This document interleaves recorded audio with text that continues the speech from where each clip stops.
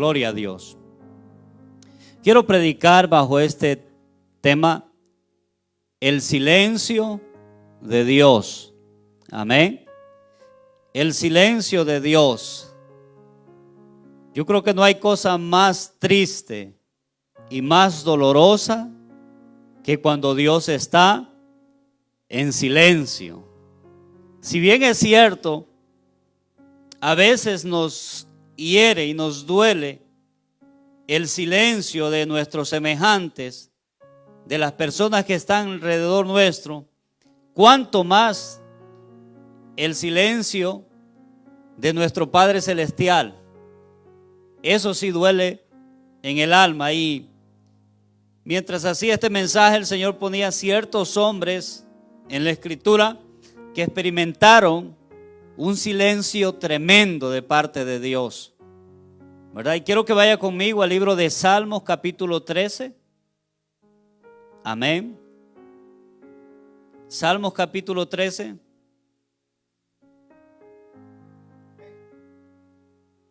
Y quiero que conmigo, mientras esté predicando, que no sea un mensaje más, sino que mientras meditamos en la palabra, nosotros estemos en el contexto de la palabra. Porque la palabra cobra vida cuando nosotros ponemos todo nuestro empeño y nuestro enfoque en poner atento nuestro oído a la voz de Dios. Amén. Y miren lo que dice aquí el salmista. Estos versos del 1 y 2, él hace muchas preguntas y dice así: ¿hasta cuándo, oh Jehová, me olvidarás para siempre? ¿Hasta cuándo esconderás tu rostro de mí?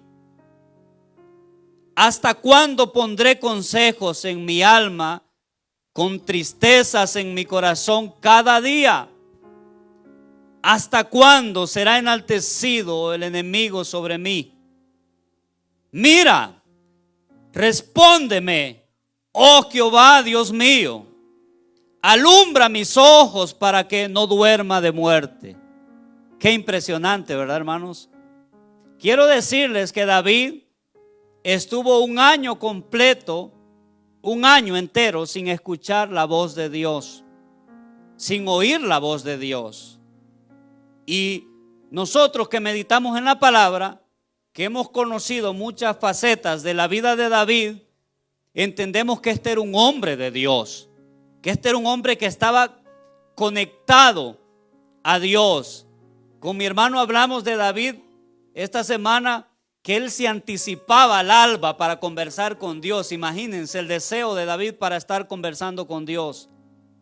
Pero imagínense que de repente David siente que Dios ya no está ahí.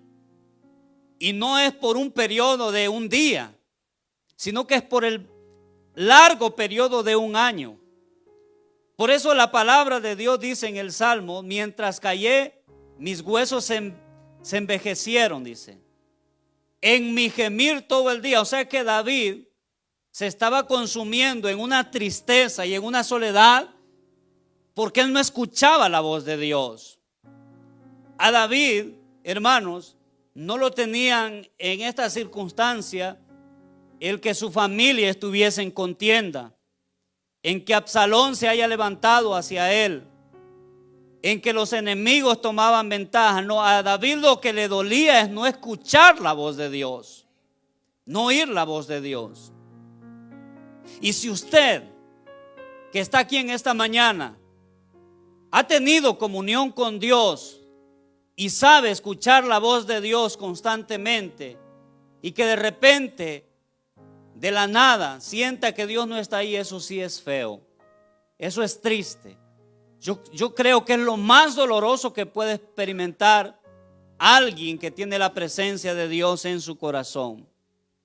Y luego la palabra dice en el libro de Salmos, capítulo 42, el mismo David, dice la palabra: diré a Dios, roca mía, ¿por qué te has olvidado de mí? Qué triste, ¿verdad? ¿Por qué andaré yo enlutado por la presión del enemigo? Como quien hiere mis huesos, mis enemigos me afrentan diciendo cada día: ¿dónde está tu Dios? ¿Por qué te abates, oh alma mía? ¿O por qué te turbas dentro de mí? Espera en Dios, porque aún he de alabarle, salvación mía y Dios mío. En aquel tiempo David, los enemigos de David eran ejércitos grandes. Pero probablemente los enemigos que nosotros enfrentamos hoy en día son las circunstancias adversas que nos abaten constantemente, problemas y enfermedades. Y no hay cosa que pruebe más nuestra fe que esas circunstancias. Muchas veces, aunque no tenga voz las circunstancias, pero esas mismas circunstancias como que nos gritan: ¿dónde está tu Dios?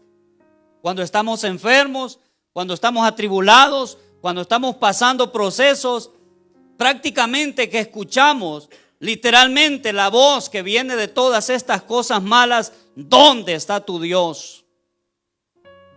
Y nosotros nos preguntamos dentro de sí también, después de que las circunstancias nos dicen: ¿dónde está tu Dios? Nosotros clamamos y decimos como David: ¿por qué te has olvidado de mí? ¿Por qué te has olvidado de mí? ¿A cuántos les ha pasado eso? ¿Cuántos no han gritado en soledad: Señor, no te escucho, no oigo tu voz, ¿dónde estás? Señor, respóndeme. Todos pasamos por momentos donde se viene encima el mundo, momentos difíciles, hermano, momentos a veces que son como de terror en nuestra vida. Pero no es que Dios se ha ido lejos, ¿verdad? Y nosotros enfrentamos problemas de toda índole, circunstancias de todo calibre. Amén. Normalmente creemos que Dios, como creyentes, obviamente pensamos que Dios va a estar ahí siempre, constantemente. Y obviamente sí, Dios está ahí siempre. Lo que pasa es que a veces no lo percibimos. Lo que pasa es que Él está en silencio, está calladito, pero Dios está ahí. Nosotros es que muchas veces no lo percibimos. Pero en esa no percepción de Dios es ahí donde nosotros cuestionamos nuestra fe y decimos: Señor, ¿dónde estás? ¿Por qué te has olvidado de mí en esta situación tan difícil? ¿Por qué me has dejado solo? Y parece que estamos solos. Amén. Tú mismo te preguntas eso, ¿verdad? Estamos acostumbrados a que clamamos a Dios y Dios está ahí, ¿verdad? Decimos que Él está como poderoso gigante delante de nosotros para poder vencer todas las circunstancias, ¿verdad? Y hasta nos sabemos bonitos salmos que expresan estas palabras, como: alzaré mis ojos a los montes, en el Salmo 121. Alzaré mis ojos a los montes, ¿de dónde vendrá mi socorro? Mi socorro viene de Jehová, quien hizo los cielos y la tierra. No dará tu pie al resbaladero, ni se dormirá el que te guarda. No sabemos estos salmos, pero lo raro es que cuando estamos en esta circunstancia, como que se desvanecen estos salmos, como que no tienen vida estas palabras. Otro salmo, como el 18:6: en mi angustia invoqué al Señor y clamé a mi Dios. Desde su templo Él oyó mi voz. Qué bonito. ¿Cuánto les gusta que el Señor les escuche? Eso es lo más maravilloso. Y mi clamor delante de Él llegó a sus oídos. Qué bonita es esa seguridad, ¿verdad? De que Dios nos está escuchando, de que tenemos comunión con Dios. Y luego el Salmo 62:5 dice: alma mía, espera en silencio solamente en Dios, pues Él viene mi esperanza. La seguridad de que Dios va a estar ahí siempre, hermanos. Siempre, siempre. Pero ese es el detalle, que cuando estamos ahí en la situación, olvidamos completamente nuestra fe. Olvidamos completamente el poder de Dios en nuestras vidas. ¿Qué pasa entonces cuando Él nos responde? ¿Qué pasa entonces cuando Él queda en silencio? Cuando Él está callado, ¿qué pasa con nosotros? Lo que debería de pasar en nosotros es que sigamos buscando con la misma intensidad a ese Dios. Como decía David, como el siervo brama por las corrientes de las aguas, así brama, gime mi alma por ti, oh Dios. Qué maravilloso es eso, hermanos. Qué maravilloso es, y se va a escuchar extraño, no sentir la presencia de Dios, no escuchar la voz de Dios, pero a pesar de eso gemir y bramar para que Dios pueda volver a hablarnos, para que Dios pueda volver a tocar nuestro corazón, a volver a sentir esa mano de Dios, que Dios no nos ha abandonado, que nos diga, tranquilo, aquí estoy. Porque cuando Dios hace eso es como un bálsamo que pasa en todo nuestro cuerpo, que vuelve la confianza, la seguridad, y hasta se olvida el gigantesco problema que está delante de nosotros. El silencio de Dios no representa un abandono de Dios. Dios está ahí. Dios está ahí. Dios está ahí siempre. En nuestra mente es que Dios nos deja solos, pero Dios está ahí. Pero lo que sí es cierto, que cuando creemos que Dios no está y que está en silencio, es por dos cosas. Una es porque está probando nuestra fe y nos está dejando solitos a ver qué podemos hacer con nuestra fe, y Él permanece calladito. Y esto sería bueno sacarlo de nuestra mente, porque el cristiano vive de triunfo en triunfo, de gloria en gloria, de victoria en victoria. Amén. Pero con el entendimiento de la palabra. Porque yo les hago una pregunta: ¿los cristianos se enferman? ¿Los cristianos mueren? ¿Los cristianos tienen dificultad? La palabra dice: bienaventurado cuando os halléis en diversas pruebas, en el libro de Santiago capítulo 1 verso 2 y 3. Sabiendo que la prueba de vuestra fe produce paciencia. ¿Cómo vamos a saber nosotros de nuestra fe si jamás hemos sido probados? ¿Cómo nos vamos a dar cuenta? Me llama la atención de personas que en los momentos donde deben demostrar su fe, donde debe de salir a flote su fe, es donde se desvanece la fe. ¿Cuál es el chiste de la fe? ¿Cuál es la gracia de la fe? Es que cuando estemos ahí, nosotros ahí estamos confiados en Dios, de que Dios tiene control de todas las cosas. Otra parte, que esta sí es dolorosa, que es la que acabamos de mencionar. Una de las cosas por las cuales Dios hace silencio es por el pecado. Amén. Es por el pecado. En el caso de David, Dios enmudeció y por un año quedó en silencio. Pero es diferente el silencio por las pruebas al silencio de Dios por el pecado. Amén. Es diferente el silencio por las pruebas al silencio de Dios por el pecado. ¿Cómo es el silencio por el pecado? Bueno, ahorita acabamos de leer estos dos salmos que hablan de un hombre que está desesperado. Un hombre que se siente que no tiene vida en lo absoluto. Un hombre que se siente que más bien Dios es su respirar, y como que Dios se apartó de él, es como que no tiene vida él.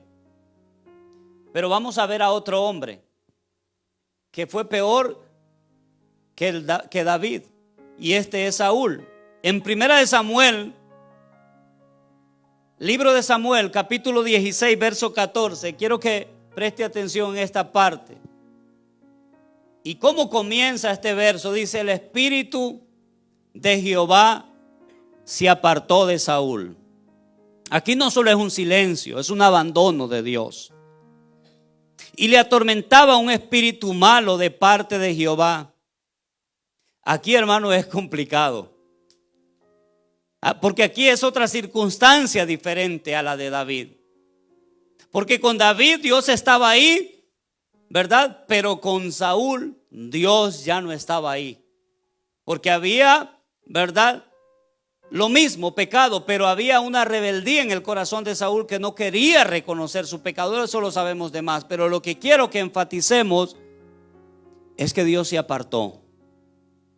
Y Saúl, a partir de su rebeldía, no volvió a escuchar la voz de Dios de ninguna forma. El espíritu de Jehová se apartó de Saúl, y aparte de eso le atormentaba un espíritu malo de parte de Jehová. Y dice el 5: y cuando vio Saúl el campamento de los filisteos, tuvo miedo. Aquí es donde está uno de los secretos, ¿verdad?, para poder vencer. Porque miedo siempre va a existir. El cristiano que diga que no tiene miedo es un mentiroso. Porque tenemos miedo cuando vienen cosas a nuestra vida. Tenemos miedo cuando vienen cosas, hermanos, que nosotros deberíamos de estar preparados, pero no estamos preparados, porque son cosas, hermanos, en las cuales no calculamos que van a venir. Y este hombre, el espíritu se apartó de él, y solo se apartó de él y tenía un enemigo enfrente. Y cuando él vio a su enemigo y ya no tenía a Dios, él tuvo miedo. Pero ya su miedo era diferente, era un miedo de terror, porque Dios ya no estaba ahí. Y dice, y se turbó su corazón en gran manera. Y aquí viene una parte importante, y el 6: y consultó Saúl a Jehová. Porque siempre uno va, como ser humano, va a buscar la respuesta en Dios. Siempre va a querer buscar la respuesta en Dios. Amén. Aún el incrédulo más incrédulo que ha existido en todos los tiempos, en sus últimos momentos, yo sé que en su corazón clama a Dios. Yo sé que en su corazón clama a Dios. Puede ser orgulloso y altanero y soberbio, pero en la angustia clama a Dios. Y este hombre, el Espíritu Santo lo había dejado y él consulta a Dios. Él andaba buscando una respuesta de parte de Dios. Pero aquí viene lo difícil. Pero Jehová no le respondió. Jehová no le respondió. El Señor estaba en silencio. Y la forma de hablar de Dios en ese tiempo, miren, Jehová no le respondió ni por sueño, ni por Urim, ni por profeta. Eran las tres formas de hablar en aquel tiempo del Señor. Ni por sueños, Dios hablaba por sueños, recuerdan, a Abraham, a José, ¿verdad? Dios les habla por sueños, incluso a personas inconversas como el faraón. Dios a través de sueños revela cosas. Ni por Urim. Urim eran como dos piececitas de piedra que cargaban como dados los sacerdotes en su efod, en sus vestiduras, y cuando ellos las tiraban, eso era una manera de consultar a Dios. Por eso ahí dice ni por Urim, ni por profeta, porque ya Samuel se había muerto. O sea que Saúl se vio en un punto donde no tenía a nadie ni a nada que le pudiera hablar de parte de Dios, hermano. Imagínense qué terrible es estar ahí.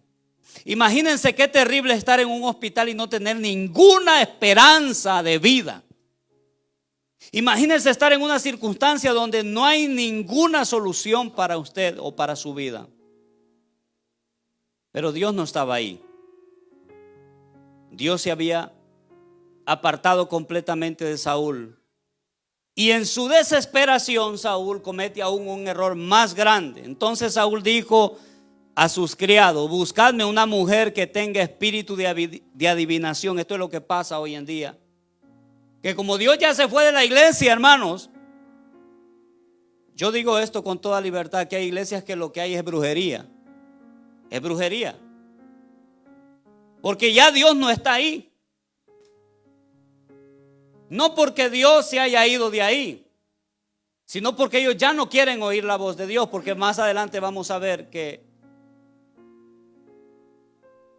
pero en la iglesia contemporánea de hoy en día, lo que hay a veces, en muchas, no en todas, son brujos. Usted no necesita ir al brujo ya. Puede consultar en la iglesia y hay adivinos que le adivinan. El otro día mirábamos uno con mi hermano que le dice: escribe en un papel el nombre y luego llama. adivinación. ¿Qué tiene de edificación eso para una persona? Nada, ninguna edificación. Según la Escritura eso es adivinación y según la Escritura eso es pecado. Y en medio de la iglesia estaba ese pecado. Saúl cometió el mismo pecado que se está cometiendo hoy. En su desesperación, como no escuchaba la voz de Dios, fue y consultó brujos. Y recuerde que la intención de Saúl, ojo con esto, la intención de Saúl no era perversa. Él quería escuchar la voz de Dios, ¿sí o no? Él tenía anhelo de que Dios lo dirigiera y le dijera por un instante, toma esta decisión, yo aquí estoy para respaldarla, pero no lo escuchaba. Y esa es la desesperación que hoy en día hay aún en los predicadores, que quieren ponerse a inventar cosas que Dios jamás ha dicho. Jamás ha dicho. Nunca Dios la dijo, entonces se ponen a adivinar para mantener contento al pueblo, ¿verdad? Y en su desesperación trajeron a una adivina con espíritu de adivinación. Y esta adivina quiso volver a Samuel para que Samuel le diera una palabra, ¿verdad? Y algo que termina trágico. Cuando Dios está en silencio, hermano, normalmente todo terminó en tragedia. Sabemos cómo termina toda la historia de David. Sabemos cómo termina la historia de Saúl.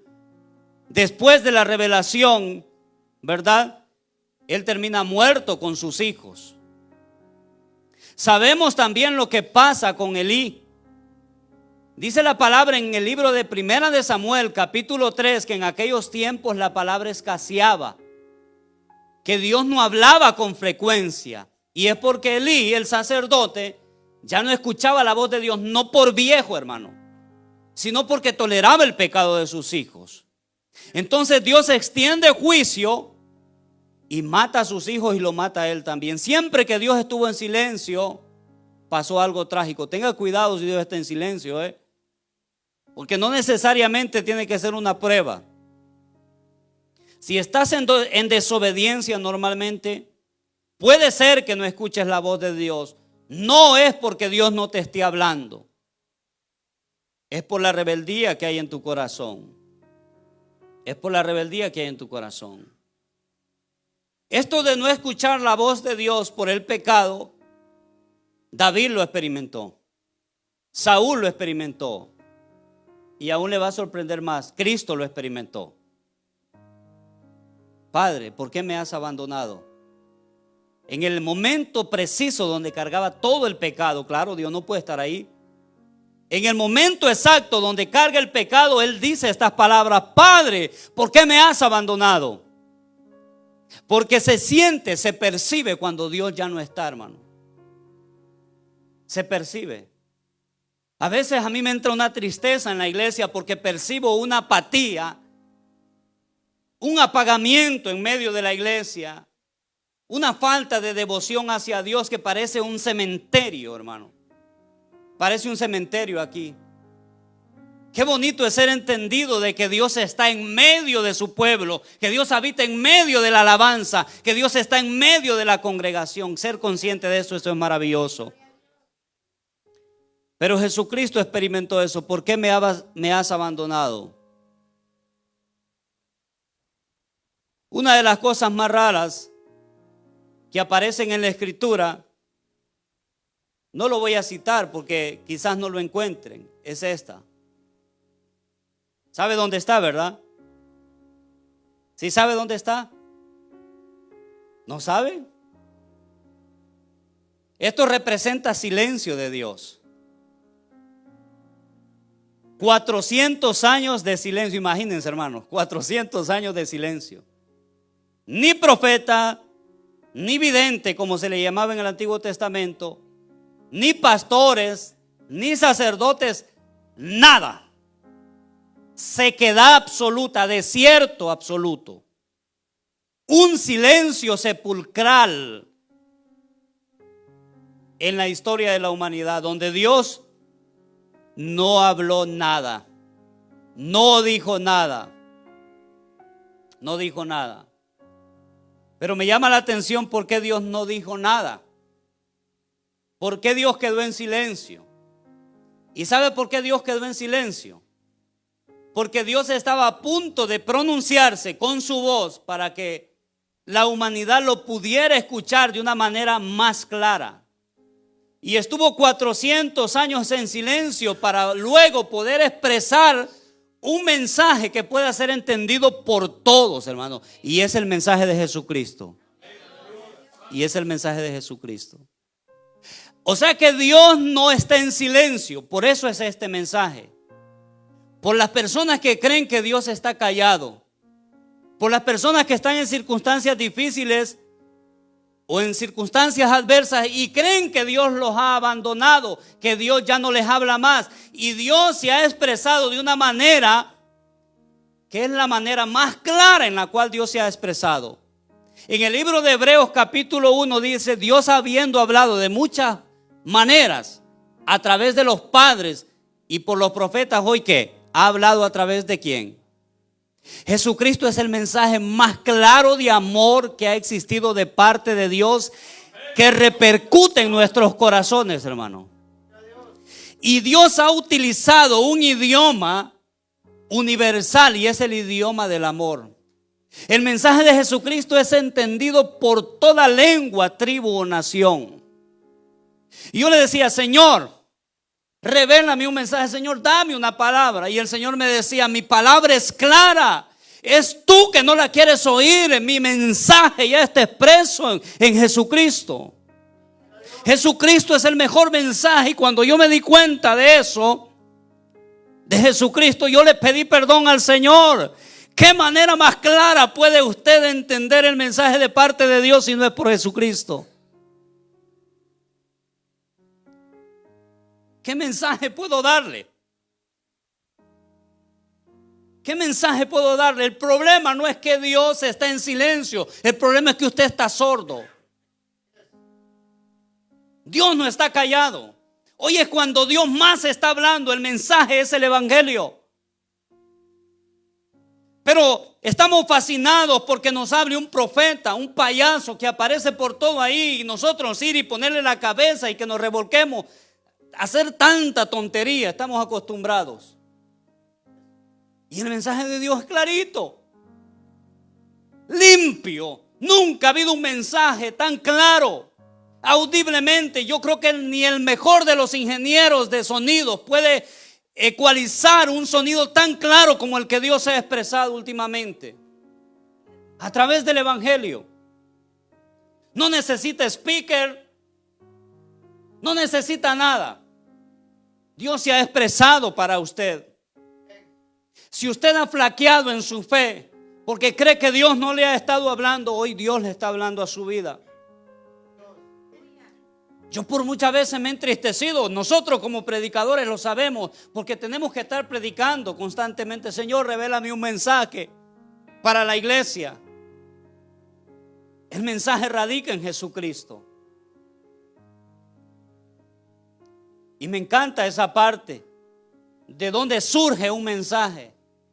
Después de 400 años en silencio, dice la palabra que apareció un hombre, Juan el Bautista, que venía del desierto, donde representa sequedad, desierto, muerte, donde no hay vida y esperanza. Salió una voz en el desierto, es como de una piedra seca brotó agua de repente.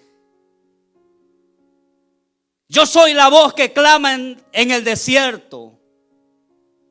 Preparad camino para el Señor. Qué maravilloso el mensaje. Qué maravilloso es eso.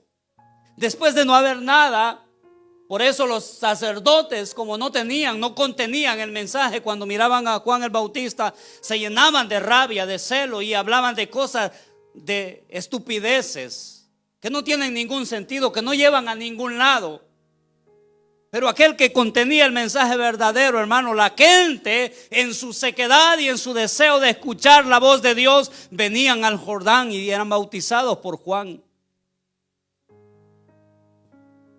Yo no sé cuántos aquí tienen sed de oír la voz de Dios, anhelo de escuchar la voz de Dios. ¿De qué manera puedo oír más clara tu voz, Señor? Conociendo a mi Hijo. ¿De qué manera puedo entender más, Señor, tu mensaje? Aquí está. En tu palabra es la verdad. Y conoceréis la verdad y la verdad os hará libres. Al principio decía ese canto, hermano, que quite las vendas. Y decía, quiero ver tu gloria. Así dice ese canto, hermano, ¿sí o no? Quiero ver tu gloria. ¿De qué manera podríamos ver más la gloria de Dios si no es a través de Cristo? Cuando me ministraba ese canto decía, Señor, te veo, por fin te veo a través de Cristo. Eso es lo mejor que puedo ver con mis ojos. Cristo me ha amado y ha dado su vida por mí y me ha dado salvación. Eso es todo lo que tengo que oír. Y eso es todo lo que me va a sostener en momentos más difíciles de mi vida. Aún al borde de mi muerte, eso es lo que me va a sostener. De que Cristo fue a la cruz del Calvario para que yo tenga vida y la tenga en abundancia. No necesito más. Esa es la voz más clara que puede haber de parte de nuestro Dios.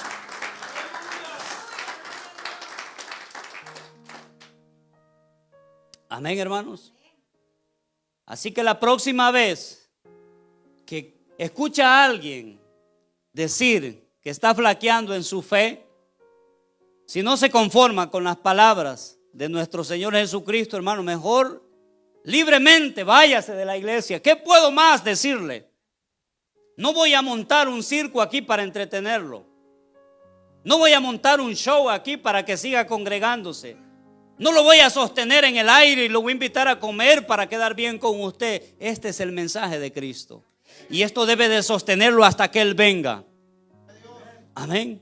La palabra dice, animaos los unos con otros con estas palabras. ¿Y cuáles son las palabras? De que Cristo viene por su iglesia. Amén.